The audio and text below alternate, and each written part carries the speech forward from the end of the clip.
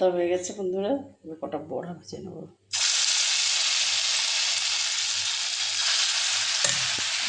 বড়া ভাজতে ভাজতেই বন্ধুরা আবার এদিকে বৃষ্টিও চলে এসছে, বেশ ভালো।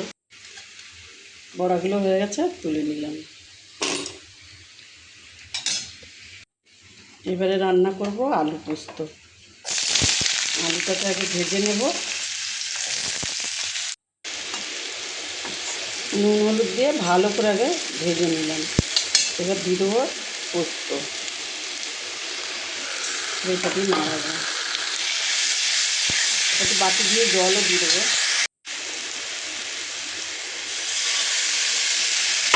এটা কিছু কষাবো না, জল দিয়ে দেবো। জল দিয়ে দিলাম। এবারে দিয়ে দেবো একটু টমেটো। ব্যাস, এবার পোস্তটা হয়ে গেছে, সামান্য একটু কাঁচা তেল দিয়ে দেবো নামাবার আগে। ব্যাস হয়ে গেল পোস্ত। এবার বন্ধুরা খেয়ে নেব।